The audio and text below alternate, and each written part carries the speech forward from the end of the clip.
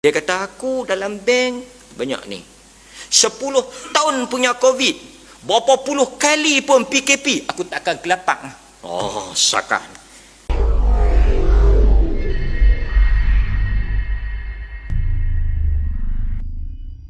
Dalam surah, ini cerita yang menarik. Tuan-tuan duk baca? Bila baca? Ini hari Rabu. Esok baca. Cantik kita baca lah ni. Esok petang lepas asar tuan-tuan baca Suratul Kahfi ayat 32.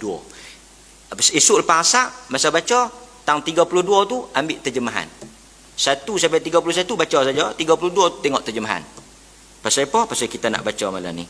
Dan berikanlah kepada mereka perumpamaan 2 orang laki-laki. Duk baca lama mana lah, tak tahu cerita ni dalam Suratul Kahfi ayat 32. Dan berikan kepada mereka satu cerita, satu kisah tentang 2 orang lelaki.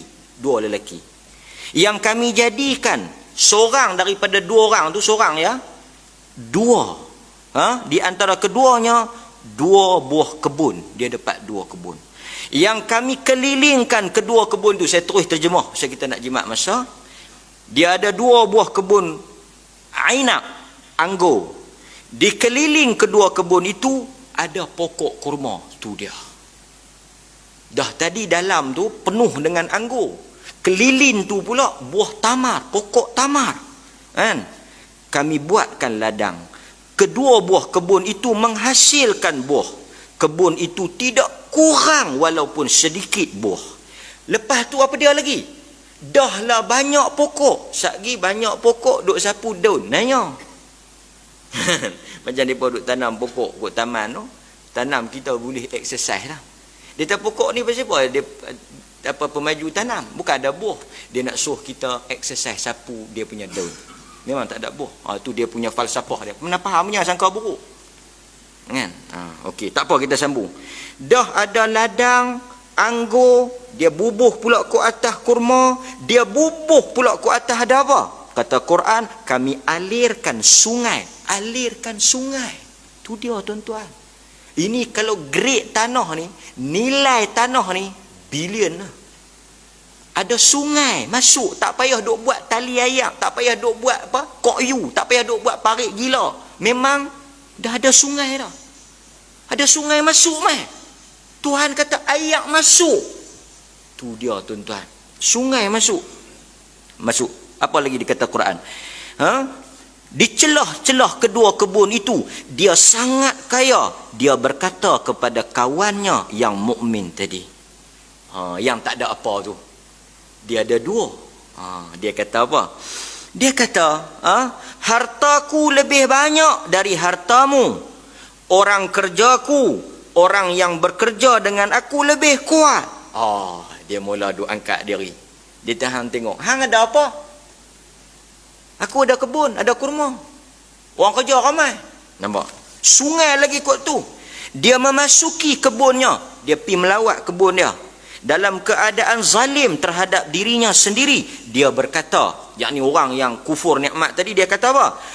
Aku duk ingat kebun ni tak akan binasa selama-lamanya. Dia kata apa pun jadi, tak ada siapa boleh duk buat tak elok kat kebun aku.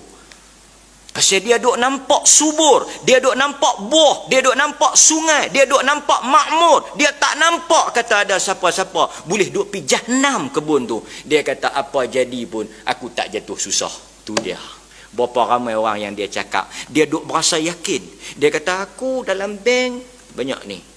10 tahun punya COVID, berapa puluh kali pun PKP, aku takkan kelapak. Sakar. Sapu sampah pun, sampah ada sikit, yang lebih tu duit. Tu dia. Angin duk tolak pintu, tak tahu nak sendai apa, ambil duit sekok sendai. Tu dia. Nak cucu rokok duk cari mertik tak ada, pi cucuh duit 100, biar pi. Amboi, tu dia. Dia kata apa? Aku menyangka kebun ini tak akan binasa selama-lamanya.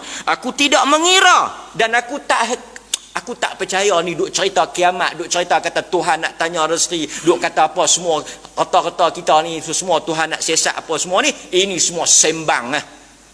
Mana ada? Dia kata lagu tu. Dia punya cakapan dia tu tak jatuh.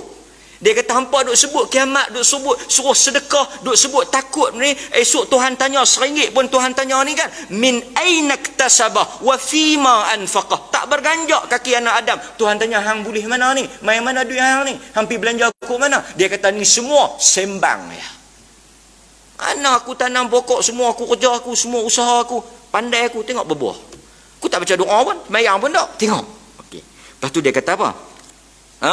Dia kata sekiranya, dia kata kalaulah, sembang dia tu, jika sekiranya aku dikembalikan kepada Allah, aku akan mendapat tempat yang lebih baik daripada kebun itu. Dia kata kalau mati betul, kalau ada Tuhan pun lebih pada tu. Pasal aku orang kaya, aku ada duit, aku mati pun aku tak takut. Pasal apa? Aku unti upah orang baca Quran, aku ada semayang, aku bayar lah. Duit dah, yang penting ada duit. Mai Pak Ustaz ni macam mana? Ambil dah 3,000, baca 30-40 khatam. Tuan-tuan, persitulah agama wa alaysa lil insan. Dia hanya dapat di atas apa yang dia buat. Kalau tidak tuan-tuan kira cari duit betul bagi kat saya. Nanti saya baca getak pala-pala. Lepas tu dia kata apa? Mari kita sambung balik. Ini Quran ni bukan cerita saya kutip tepi-tepi jalan ni. Bukan cerita dengar kok nak ni, cerita dalam Quran. Surah Al-Kahfi ayat 32. Ketika dia bercakap-cakap, orang kawan dia yang mukmin tu berkata kepada dia, apakah engkau kafir, kufur, engkau tidak beriman kepada Tuhan yang menciptakan engkau dari tanah, daripada setitis air mani, dialah yang menghidupkan engkau sebagai laki-laki. Jangan hang sembang tinggi, jangan hang rasa sombong, jangan hang bongkok, jangan hang rasa besar dengan ilmu hang, jangan hang rasa besar dengan harta hang, jangan hang rasa bangga sangat dengan duit ni. Hang duk rasa tak ada siapa boleh buat apa. Berapa ramai orang bila dia ada duit, dia tak heran kat orang. Bukan tak kat orang, dengan Tuhan dia tak heran. Apa bukti dia tak heran? Dia duk kira pulun cari duit, mayang pun tak. Pasal apa? Aku hidup senang ni bukan bersabit dengan semayang, dia tak harta aku. Hampa lagu tu lah, mayang kerap, nak buat apa pun masjid, mai cari aku. Bebek aku tak mayang. Setengah orang dia tak rasa semayang tu ada kaitan dengan dia. Rezeki itu atas kudrat dia, atas perbuatan dia, bukan Tuhan. Dia ni kata, hang dulu ni ayak mani kotor, Tuhan bagi jadi orang, Tuhan bagi pandai. Kalau Tuhan tak izin, la haula wala quwwata illa billah.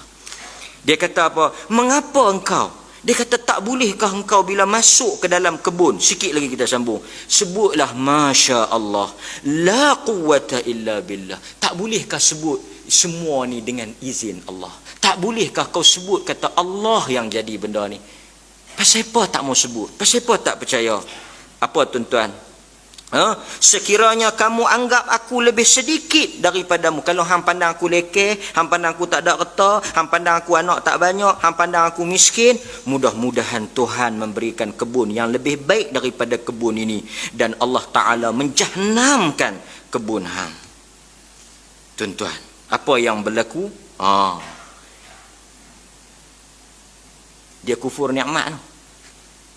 Sikit dia tak sandak pada Tuhan, sikit dia tak balik pada Tuhan, dia sebut di atas kepandaian, dia petikai Tuhan.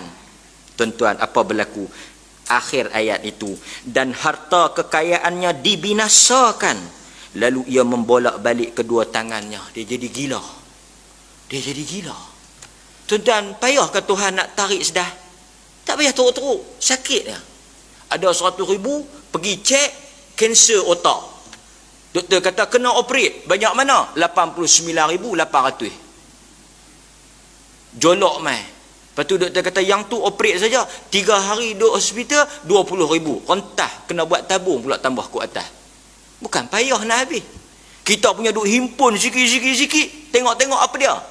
Bumbung tercabut ke apa? Rentah 3-4 ribu. Meleleh yang mata, bukan senang nak boleh. Nak habis. Duit nak habis bukan lambat. Yang nak cari bayar. Menega daripada pagi sampai ke malam boleh 300. Balik menega tengah jalan kereta rosak, telefon tarik 150, pi bengkel 150, rentah daripada pagi tadi sampai ke malam. Kereta jahanam. Lama mana jahanam? Dia kata kena tukar pelang sikit, tak sampai setengah jam, rentah 300. Terduduk laki bini. Pasal apa? Nak boleh 300 punya susah. Dia pi lagu tu saja. Tuhan punya kuasa. Jangan duk sembang tinggi.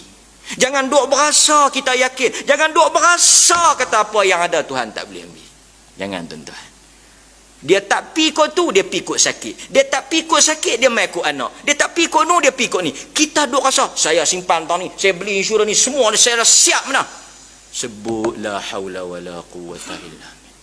Lepas tu tuan-tuan, dia jadi gila, dia duk pusing tangan dia, Quran kata. Apa dia kata? Dan tidak bagi dia satu orang pun menolong selain Allah. Sekali-kali dia tak dapat membela dirinya. Di sana pertolongan itu hanya milik Allah. Dialah sebaik-baik pemberi pahala. Dialah khairun thawaban wa khairun uqba. Suratul Kahfi 32 hingga 44.